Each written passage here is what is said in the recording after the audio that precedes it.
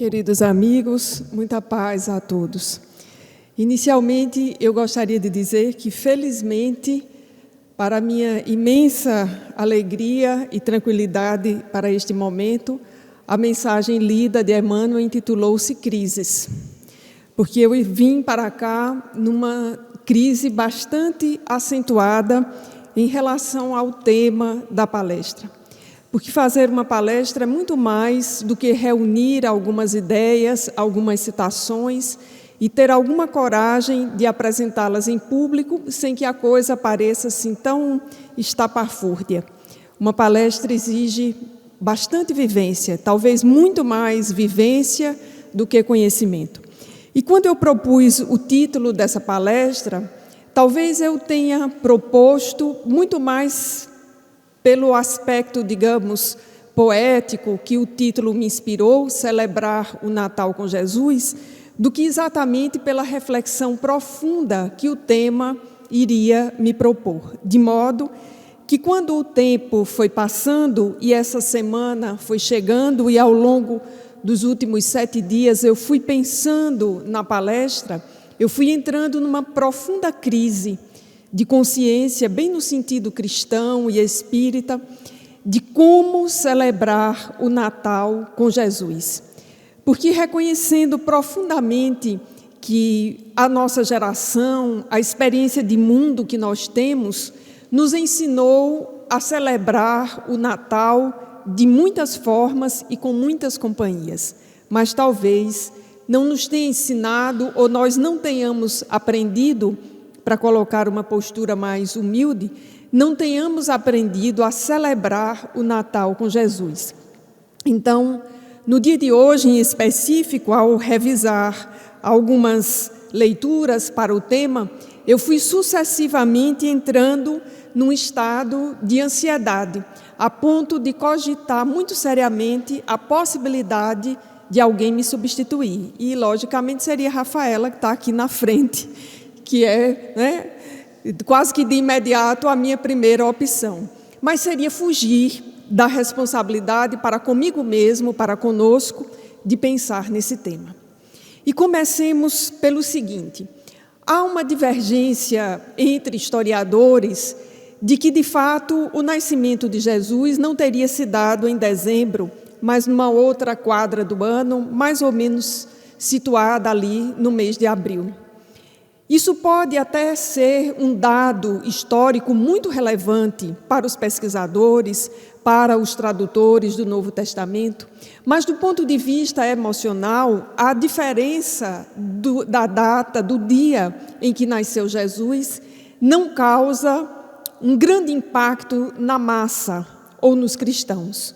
Porque o que de fato interessa para todos nós, que estamos vivendo a experiência do cristianismo há várias existências, é que quando o mês de dezembro se aproxima e nós estamos mergulhados culturalmente nesse calendário em que comemoramos o Natal em dezembro, nós vamos nos sentindo mais próximos de Jesus. E, de fato, o mês de dezembro tem significados muito especiais. A chamada magia de dezembro, ou a magia do Natal, tão decantada em vários filmes para crianças, para adultos, por autores na literatura que têm essa sensibilidade de apontar o diferencial desse mês em função dessa grande celebração que é o Natal. Então, nós tiramos daí uma lição muito importante, assim como tiramos uma lição muito importante da rememoração da paixão de Cristo, que esse ano tivemos a oportunidade de refletir sobre um título muito poético, que é a poética narrativa do Calvário. Quando nós nos aproximamos daquela comemoração e mergulhamos o nosso pensamento no que significou aquela sexta-feira, nós nos sentimos mais próximos de Jesus, assim como no Natal. Nós vamos nos sutilizando, nós que ainda somos tão rudes, tão limitados do ponto de vista da nossa compreensão emocional da mensagem de Jesus, que ter essas datas se mostra ainda muito relevante para que nós possamos estabelecer momentos de reflexão. E pensando sobre isso especificamente, nos lembramos de duas citações.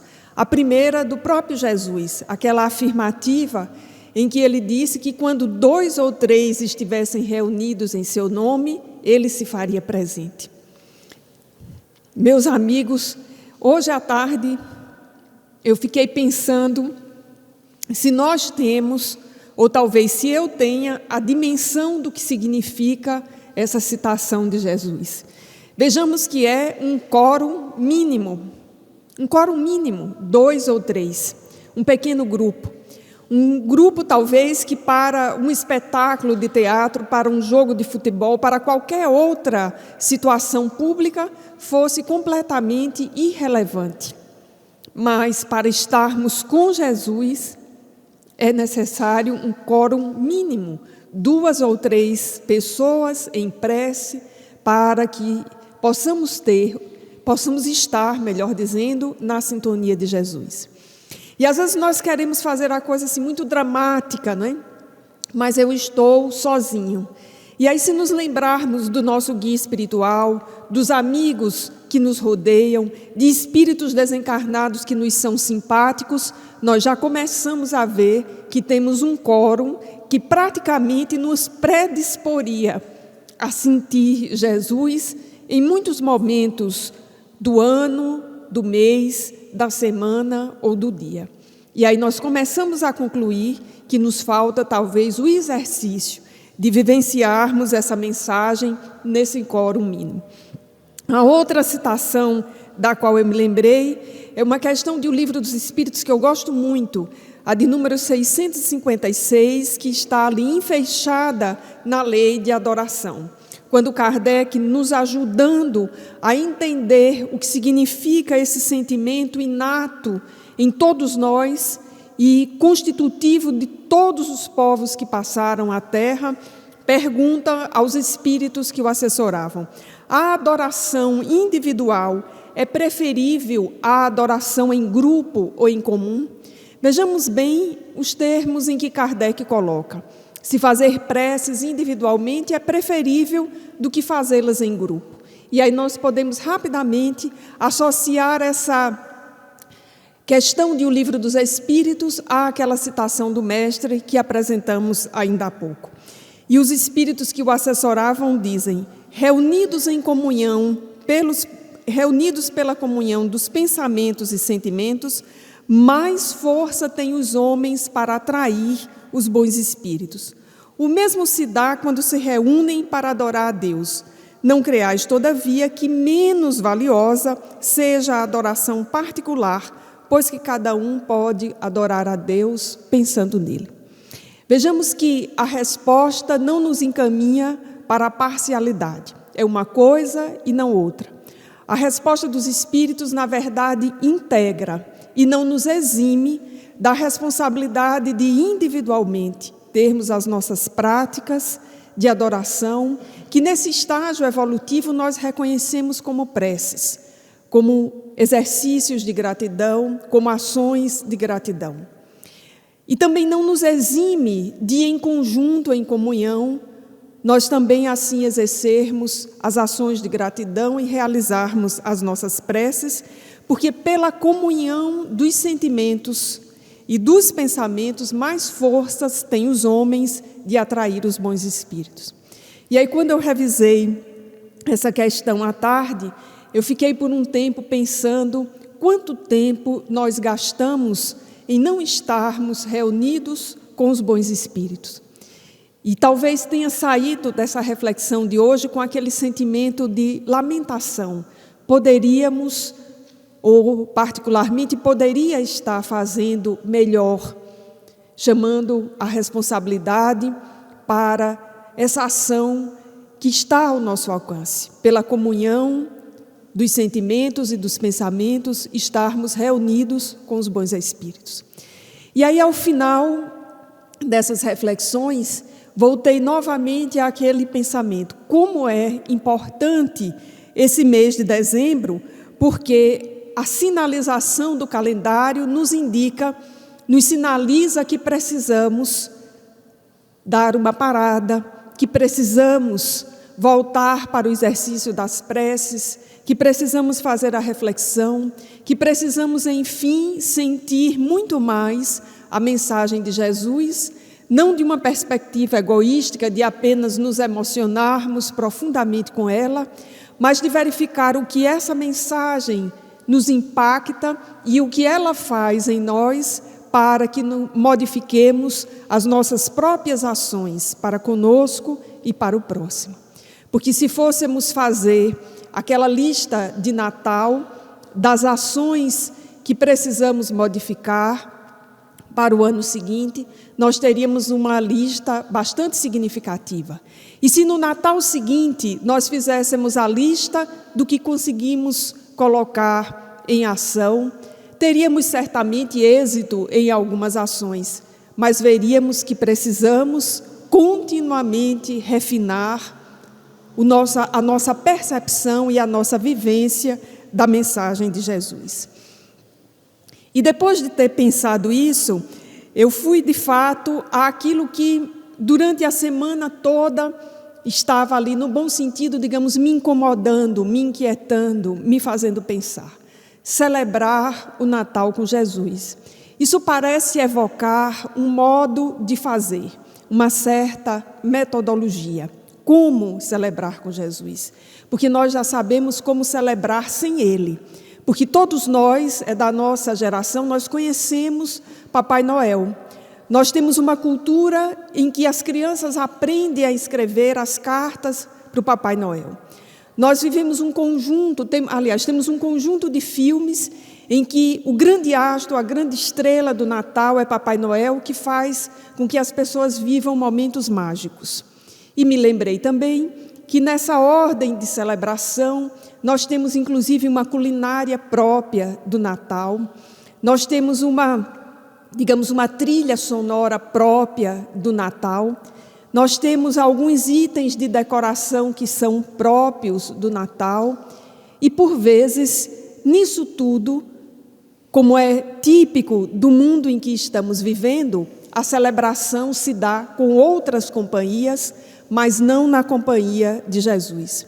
Então, eu fui à obra de Joana de Ângeles para fazer uma espécie de checklist, verificar quais seriam as orientações que esse espírito tão evoluído e que sente Jesus de uma forma tão intensa em sua vida, a ponto de traduzi-la em sua obra, e praticamente todos os livros de Joana de Ângeles têm pelo menos um capítulo sobre Jesus ou um capítulo sobre o Natal, a ponto que já ensejou uma espécie de antologia intitulada Benesses Natalinas, só com os textos de Joana sobre o Natal.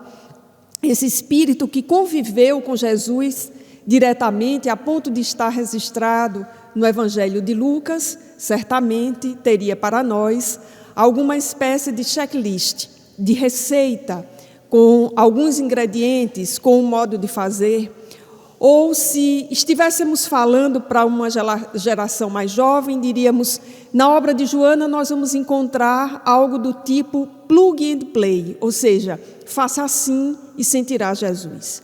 Ou ainda falando para os mais jovens ainda, na obra de Joana nós vamos encontrar um detonado sobre o Natal. E detonado, nesse sentido, não é uma palavra pejorativa, tem um sentido de instrução. É uma palavra que os jovens usam muito nos jogos em rede. O detonado é o passo a passo de como conseguir um alvo, um objetivo num dado jogo desses jogos em rede em computadores. Para nós outros, nós ficamos com aquela ideia de qual é o caminho, qual é a receita, qual é o passo a passo para sair dessa comemoração tão comum, tão ainda marcada pelas relações superficiais, tão ainda influenciada por uma visão mercadológica do mês de dezembro, do Natal, a ponto de que nós fomos empurrando o chamado recesso natalino cada vez mais para perto do Natal.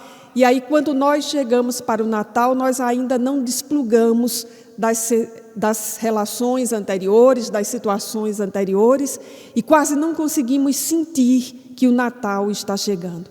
Eu observo muito isso comparando, por exemplo, com a época em que eu era estudante e que as férias começavam ali em torno da primeira semana de dezembro, do dia 10. Então, havia um tempo para esperar o Natal chegar. E não existe festa melhor do que a festa de esperar pela própria festa, de prepará-lo. Nada pode ser mais prazeroso do que aquela situação para a qual nós empenhamos a nossa atenção, a nossa emoção, e por isso, para todos nós que estamos na vida adulta, talvez há anos atrás, na juventude, nós vivêssemos com mais intensidade o Natal, porque tínhamos um tempo de nos desplugar do mundo da agitação e nos plugar numa outra sintonia. Lendo então a obra de Joana de Ângeles, com esse olhar de adulto, de alguém que está bem naquele desafio do Evangelho segundo o Espiritismo, o homem no mundo, ou seja, a experiência reencarnatória nesse tempo de transição na Terra, é que fui encontrando em alguns de seus livros uma espécie de passo a passo para esse Natal que gostaria de compartilhar com os amigos. Uma das primeiras lições, ou uma das primeiras instruções, como cabe numa receita, usando o imperativo e muito próprio do estilo de Joana de Ângeles, é a seguinte: faze uma pausa na alucinação que campeia avassaladora. Meus amigos, isto é aparentemente fácil, se nós lemos apenas a sentença. Mas todos nós que aqui estamos, os que nos ouvem pela internet, sabemos que na corrida que nós vivemos por esse estar no mundo, nesta quadra, e nós pedimos essa reencarnação neste momento, nós sabemos o quanto ela é importante para nós e quão desafiador é esse estar no mundo. Nós sabemos que não tem sido fácil, ou talvez nós não tenhamos exercitado suficientemente fazer a pausa na alucinação que campeia avassaladora. Tem sido muito mais fácil para nós reproduzirmos as notícias derrotistas, o mal-estar vivido por alguém. Tem sido muito mais fácil reagir violentamente e agressivamente, às vezes até a um elogio, do que fazer uma pausa. Porque para fazer a pausa, nós vamos precisar exatamente desplugar dessa corrida avassaladora. E Joana nos recomenda que fazer essa pausa facultando que renasça no teu espírito, ou seja, no íntimo de cada um de nós, o sêmen do sublime amor. Então vejamos que sentença profunda e que nos faz refletir. Fazer a pausa significa nos deixar fertilizar pelo sêmen do amor sublime de Jesus. E aí, já pensando menos aceleradamente, quem de nós não gostaria disso? Quem de nós não gostaria de ser a terra que pudesse fertilizar, o coração que pudesse fertilizar, a mente que pudesse fertilizar esse sêmen de amor sublime que é Jesus? Mas para isso, para esse resultado, nós precisamos dessa ordem, fazer uma pausa. No outro livro, aliás, no mesmo livro, até esqueci de citar, essa observação está no livro Celeiros de Bênçãos, na lição de número 59, e nesse mesmo capítulo, Joana vai nos dizer um pouquinho mais à frente: abre assim o coração e a mente a Jesus, deixando que neste Natal ele celebre por teu intermédio a epopeia da festiva paz. Nós poderíamos ficar apenas com essa sentença, dessa receita para celebrar o Natal, e sobre ela refletirmos durante toda a noite de hoje. Vejamos essa condição, abrir a mente e o coração. É uma afirmativa muito significativa para nós e muito simbólica, porque não basta que nós compreendamos Jesus do ponto de vista cognitivo. Aliás, talvez isso nós estejamos fazendo há muitas existências. Nós compreendemos a mensagem de Jesus Nós até nos emocionamos com a mensagem de Jesus. Nós sabemos que ela nos leva a uma direção em relação ao outro, mas ainda é, para a grande maioria de nós, uma compreensão cognitiva.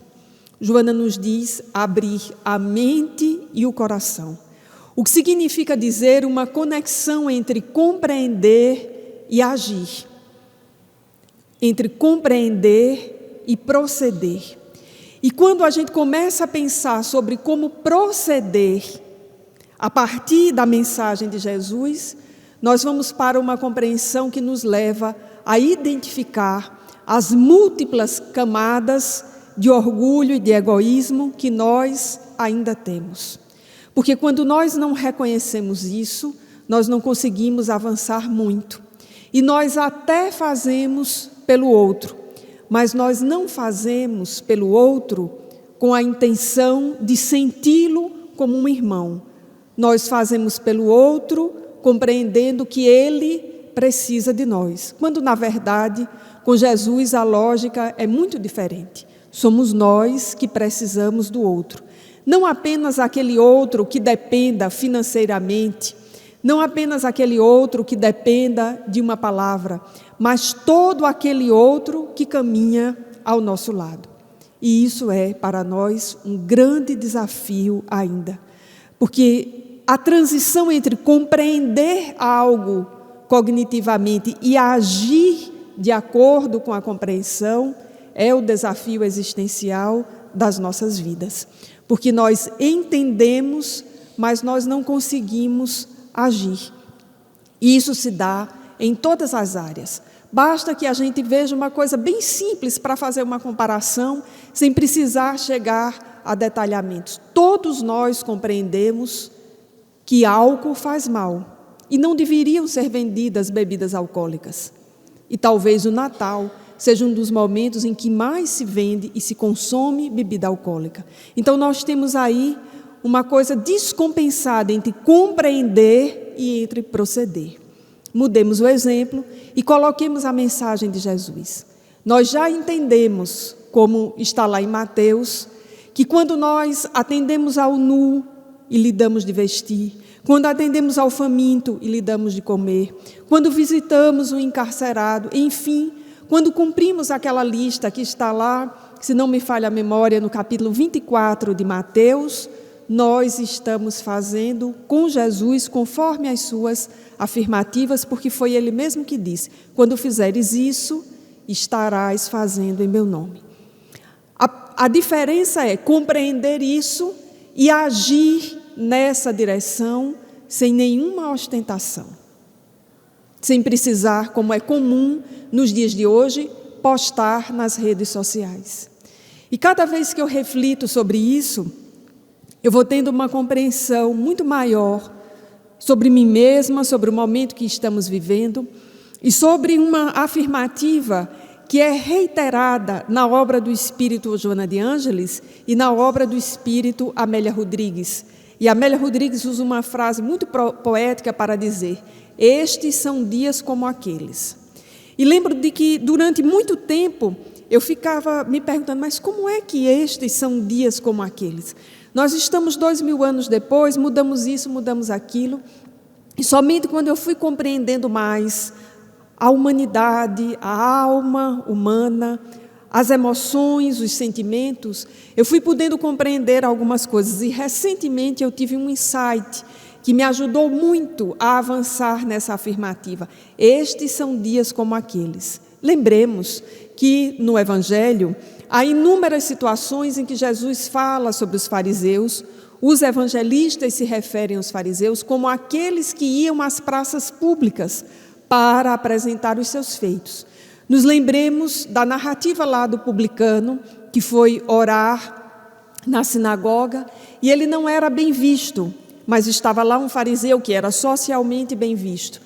E narrando a situação, Jesus vai dizer que a prece mais importante tinha sido a do publicano, porque ele estava ali num momento de profunda introspecção com ele mesmo, provavelmente em crise, como diria Emmanuel, para da crise fazer eclodir o parto de um novo momento de um novo tempo, muito mais preocupado com a qualidade das suas vivências do que exatamente com a repercussão para os outros das suas vivências. Então, o templo, ou o átrio do templo, o lugar em que as pessoas se reuniam, na antiguidade, a chamada ágora das cidades, que era mais ou menos um pátio, mal comparado com um pátio entre lojas, como num shopping center. Nos dias de hoje, a grande ágora, o grande pátio, são as redes sociais. E estes são dias como aqueles. Porque nós estamos com a mensagem de Jesus há 2000 anos, cognitivamente compreendendo, mas emocionalmente ainda não conseguindo dar esse salto qualitativo. Porque aquela reflexão tão oportuna para o Natal, fazer com uma mão sem que a outra veja, nesse tempo está difícil de a gente entender como operacionalizar, porque há um movimento na massa que nos estimula o para fora, o demonstrar, o exibir, o colocar. Então, à medida que eu fui refletindo sobre essas instruções de Joana, eu fui mergulhando num caldo cultural que venho trazendo nesta encarnação e que a nossa geração, coletivamente, também vem carregando e que nós temos ainda muita dificuldade de superar. Então, abrir a mente e o coração a Jesus, deixando que neste Natal Ele celebre, por nosso intermédio, a epopeia da festiva paz.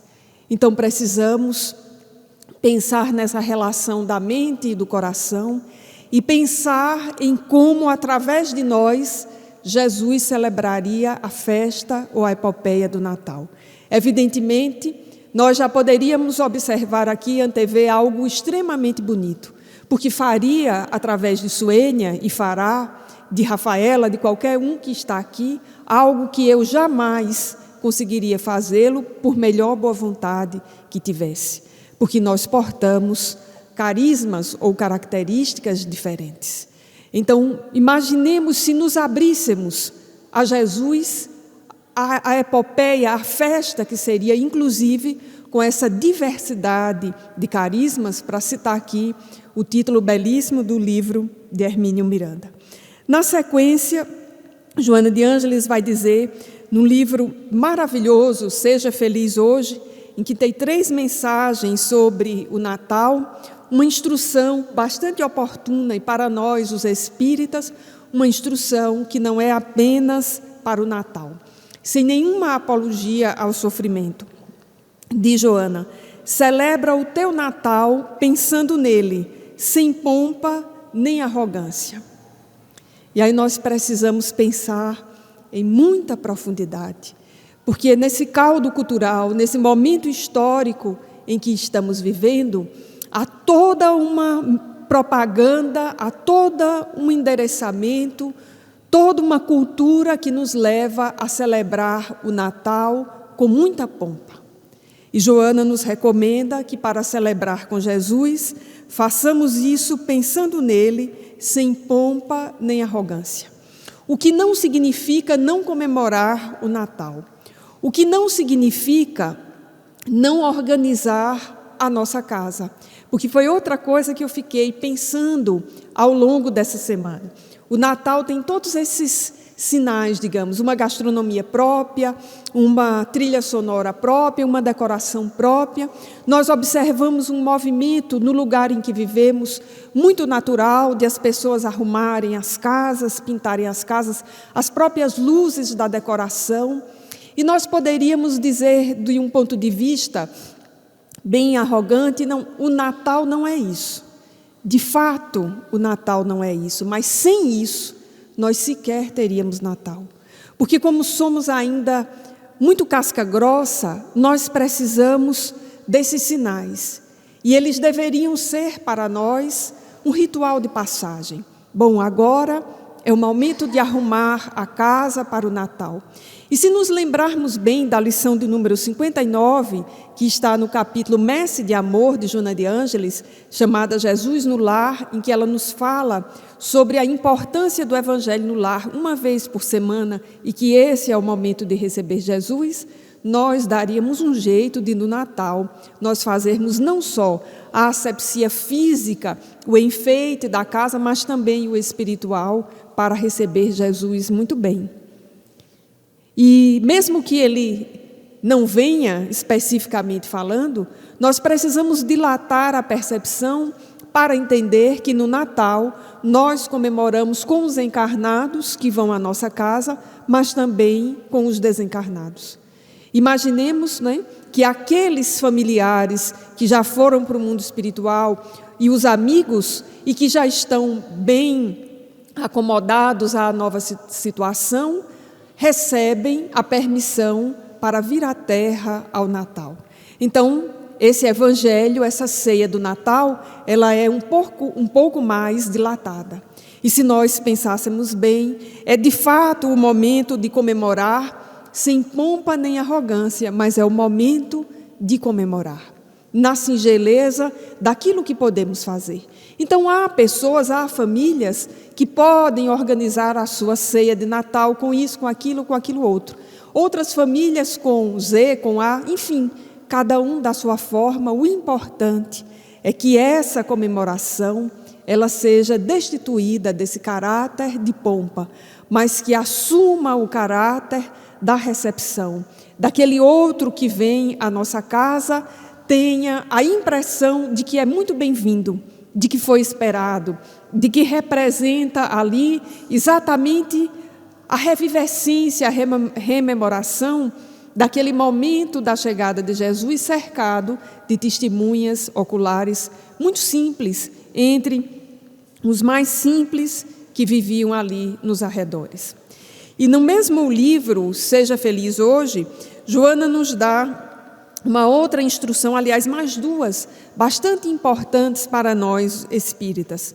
Comemora o aniversário de Jesus ao lado dos que sofrem e anelam pela paz. Inicialmente, o nosso pensamento sempre para fora nos leva a pensar naqueles que estão fora do nosso lar. E é bem verdade que fora dos nossos lares há muita dor, muita dor. Há muita gente que sofre, sobretudo nesses dias em que crise econômica recrudesce, em que, do ponto de vista sociológico, há perspectivas sombrias no mundo todo. Nesse momento caótico, então há muita gente sofrendo. Mas também os há entre os nossos familiares. E é preciso ter um olhar de muita sensibilidade para perceber os que estão no caminho, entre familiares, entre amigos, apenas entre transeuntes, quais são aqueles que de fato representam nesse momento a condição legítima dos que sofrem e desejam pela paz. Então, Natal é esse momento de sensibilidade, é o momento de perceber quem precisa da nossa presença, é uma coisa de um feeling muito especial. Porque talvez mais útil ou mais valioso do ponto de vista emocional seja passar o Natal ouvindo alguém que vai contar a mesma narrativa, às vezes estar ao lado de alguém que não vai fazer narrativa alguma, do que estar cercado de muita gente em que as conversas são estrategicamente pensadas para ocupar o tempo. Então, nós precisamos começar seguindo a mensagem de Jesus, fazendo filtros. E, às vezes, o grande filtro é o filtro da família. O exercício de, em família, uma postura de humildade, uma postura de maior sensibilidade, de reconsideração, às vezes uma postura de perdão, que não necessariamente precisa ser verbalizada para que todos saibam, mas se houver a oportunidade, por que não também? Falar sobre o perdão é sempre muito bom. Mas a experiência emocional mais rica e menos superficial é o que Joana nos recomenda nessa instrução para comemorarmos o Natal com Jesus. E ainda desse livro, Seja Feliz Hoje, uma última recomendação bastante importante. Reúne a família e ora, exaltando-o, transformando-te em embaixador da bondade de Jesus e espalhando bênçãos entre todos. E aqui temos uma referência muito importante. Reúne a família e ora. Precisamos criar este hábito da oração no Natal, porque perdemos alguns outros hábitos em relação a esse momento, mas precisamos, como cristãos, como espíritas, saber que a véspera do Natal, coincida ou não com o dia do nosso Evangelho no Lar, é dia de Evangelho no Lar. E precisamos exaltar a figura de Jesus. Isto é profilático, terapêutico, preventivo para todos nós, para os nossos filhos, para os idosos na família. Porque quando temos observado essa onda que convulsiona na sociedade, os inúmeros casos de suicídio, de depressão, às vezes irreversíveis para essa existência, fomos levados a pensar que fatores em comum há nesse quadro que é multivariado. E nos deparamos, na obra do espírito Ivone Pereira, Memórias de um Suicida, um verdadeiro tratado sobre o tema, que falta a todos eles um elemento. É exatamente essa referência impactante de Jesus. E quando líamos isso hoje à tarde, essa observação de Joana, exaltar Jesus. Não é exaltar no sentido de colocá-lo como um super-herói mágico, mas de entender o detalhe significativo de que, em sendo governador da terra, um espírito evoluidíssimo, Jesus não precisaria reencarnar ou encarnar, como gostam alguns autores, na terra, vir à terra numa feição humana, porque isso poderia ser feito por outros espíritos, no sentido daqueles que, sob seu comando e sua destinação, nos viessem ensinar o amor. Mas para nos ensinar o amor de um espírito evoluidíssimo, Jesus pessoalmente vem à terra. Imaginemos o que isso significa. Renúncia máxima. E outro dia eu fiquei pensando sobre isso quando eu vi, essa coisa de ver uma história e de mencionar uma outra muito mais profunda. Outro dia eu vi uma reportagem dessas que passam sempre, sobre as mães de crianças com microcefalia. E é a história de uma mãe com um filho, que já era o seu terceiro ou quarto filho, não lembro bem, do estado do Amazonas, de Manaus, e esse filho com microcefalia, e essa mãe deixou os outros 2 filhos, o esposo, a família em Manaus, e veio residir em Campina Grande para que o seu filho tenha atendimento adequado nesse grupo que aqui em Campina Grande pesquisa e trata da recuperação. A reportagem era sobre casos semelhantes. Esse particularmente me chamou a atenção porque é uma decisão de profundo fôlego, porque é uma decisão que envolve uma reengenharia de vida, de muitas vidas, porque havia, antes desse filho, um casamento. Antes desse filho, outros filhos. Quando esse filho chegou, uma família com uma rotina já estava estabelecida. E para atender a esse, que era o mais necessitado, essa mãe faz uma reengenharia familiar, porque não é apenas de vida, e vem residir em Campina Grande. Eu fiquei revendo esse caso, memorizei rapidamente e fiquei revisando e pensando no que isso significa de renúncia e de sacrifício. E nos muitos dias em que eu fui pensando sobre renúncias e sacrifícios, exemplos vários, conhecidos de todos nós, alguns não, anônimos, questões familiares nossas, de uma de outra pessoa, por fim eu cheguei na reflexão sobre o que significa Jesus ter vindo à terra para nos ensinar a amar. Ou, como diz o espírito Amélia Rodrigues, para instalar na terra a era da misericórdia. Porque até Jesus valia o olho por olho, o dente por dente, que do ponto de vista social já era uma evolução. Mas com Jesus nós damos um salto qualitativo enorme para a era da misericórdia. a era da compaixão. Por isso, nas bem-aventuranças, também os misericordiosos são elogiados. Bem-aventurados os misericordiosos, porque receberão misericórdia. Então, pensando em tudo isso, essa sentença de Joana de Ângeles me trouxe de volta a sequência da reflexão sobre a renúncia e exaltar Jesus. Isto é muito importante. Num tempo em que socialmente e na mídia, nas redes sociais, muita gente tem sido exaltada para, na sequência, ser apresentada como articulador, partícipe de grandes crimes, de situações vexatórias.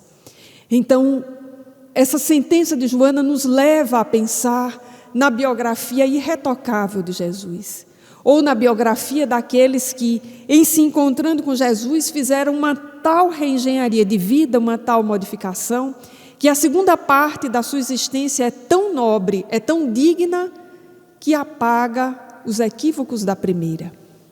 E nós teríamos N pessoas para citar.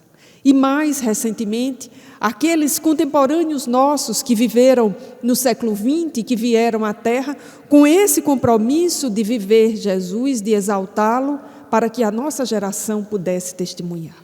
Então eu fiquei pensando no significado profundo. Celebrar o Natal com Jesus é exaltá-lo, é voltar à sua mensagem, às bem-aventuranças, ao sermão profético, por exemplo, extremamente complexo, mas extremamente bonito e poético, ao sermão da despedida, dito lá na última ceia com os discípulos antes da crucificação. Exaltar Jesus para que as gerações que nos cercam possam pensar sobre o tema. Porque às vezes nós temos uma preocupação que é muito importante, mas ao mesmo tempo, à luz da lógica de Jesus, é muito superficial. Nós sempre pensamos, precisamos exaltar Jesus para que os jovens aprendam, para que as crianças aprendam. Na verdade, há também muito adulto, muitos idosos, caminhando na vida sem conhecimento de Jesus. Então, exaltá-lo para que as gerações que nos cercam possam conhecê-lo. E nós possamos ser, nessas gerações, as referências. E ontem nós vimos um caso muito interessante na reunião mediúnica, aparentemente não é de pouco significado, mas conseguimos conectar com esse tema. Um espírito que comunicava-se, e aquele espírito que já sabe que está desencarnado, mas ele não foi uma pessoa espiritualizada ao longo de sua vida, sem vinculação com nenhuma religião, alguém que viveu o ciclo, digamos, da vida biológica, nasceu, cresceu, atingiu a vida adulta, exerceu todas as funções possíveis num corpo, na vida de criança e adulta, e desencarnou e continuava assim no mundo espiritual. E apresentava-se na reunião mediúnica, inicialmente, um tanto constrangido, ou talvez um tanto reclamando de por que estava ali. Ele não queria estar naquele lugar, naquela reunião, que ele tinha plena consciência, plena certeza de que era uma reunião de intercâmbio com os encarnados. E aí, na doutrinação, tivemos a oportunidade de dizer: há um propósito à sua vinda aqui. Observemos o entorno. E aí o espírito narrava a existência de um caderno sobre a mesa. E aí pedimos para que ele folheasse. E aí aquilo lhe pareceu muito comum, porque ele havia sido bibliotecário. E era um caderno com listas de nomes.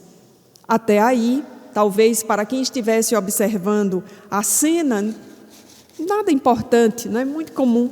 O que haveria num caderno com listas, com nomes, né? Até que ele identificou que havia um nome destacado, uma espécie de destaca-texto naquela lista. E perguntamos se ele reconhecia o nome. E ele leu o nome, inicialmente não lembrou-se, mas na sequência disse: esse nome foi o nome de um vizinho. E aí as perguntas: que experiência você teve com esse vizinho? E o espírito não conseguia lembrar-se, até que ele disse: certa vez ele fez um café e convidou a mim e a outras pessoas da rua para que fôssemos tomar um café na sua casa, e eu fui. E lá ele fez uma prece. Para o espírito, isso tinha sido mera conveniência social. Era vizinho e sabe aquela situação que vai para não ter que dizer não? E que acontece muito conosco, mas sem nenhum empenho, sem nenhuma observação mais ampla. Mas havia sido aquela experiência, daquele dia, daquele senhor idoso, em cuja casa ele presenciou o Senhor fazendo uma prece, que foi o gancho para que a espiritualidade pudesse resgatar aquele espírito. Porque a questão era refletir sobre que preces ele conhecia, qual era o efeito da prece. Naquele dia em que ele presenciou aquela situação, que emoção ele sentiu. E a partir daí, o espírito que estava muito frio no começo da conversa, começou a dar sinais de que, embora aquela frieza toda, havia uma emoção lá dentro. Então, hoje à tarde, lendo, e agora à noite, mais especificamente, lendo essa sentença de Jesus, de que devemos no Natal exaltá-lo, lembramos dessa experiência, muito singela, muito simples, um café, a presença de alguns amigos e a prece, que significou para o outro, décadas depois, certamente, o reinício de um processo, ou o início de um processo de encontro consigo mesmo. E, por fim, duas ainda citações de Joana de Ângeles, nesse roteiro que chamamos, como celebrar o Natal com Jesus. Faz silêncio na oração e deixa-te mimetizar pelo psiquismo do Mestre a quem amas. E essa recomendação está no livro Ilumina-te, num texto chamado Noite Extraordinária. E quando eu comecei a pensar nisso hoje à tarde, eu nem consegui ir muito adiante, porque eu fiquei pensando o que significaria em minha vida estar mimetizado, ou seja, ter em mim alguns traços do pensamento de Jesus. Isso é muito, porque a diferença que nos separa é muito grande, e nos traz uma emoção imensa pensar que em silêncio podemos nos colocar nessa condição de estar mimetizados pelo pensamento de Jesus. E, por fim, a recomendação de Joana, que a essa altura todos nós já inferimos, quando ela diz assim: não permitas que Natal seja uma festa vulgar de trocas de presentes e de comelanças, mas, sobretudo, seja uma festa de espiritualidade, contribuindo que a dor seja menos sofrida e o desespero ceda lugar à alegria em memória de Jesus, o conquistador inconquistado. Então, para nós espíritas, essa recomendação de Joana de Ângeles é profundamente significativa. Aliás, não apenas esta, mas esse conjunto. Se quiséssemos aqui sair com uma espécie de receita, um plug and play para fazer esse Natal, teríamos que levar todas essas sentenças conosco e, colocando cada uma delas em andamento, certamente nos conectaremos em profundidade com Jesus. E o detalhe de tudo isso é que, para celebrar o Natal de Jesus, precisamos de um quórum mínimo, onde 2 pessoas estiverem reunidas em seu nome, ele estará presente. Desejamos a todos um Natal de muita paz e que possamos no próximo ano nos encontrar para refletir sobre o que modificamos em nossa personalidade no sentido do bem, no ano que se inicia radioso para todos nós. Muita paz a todos.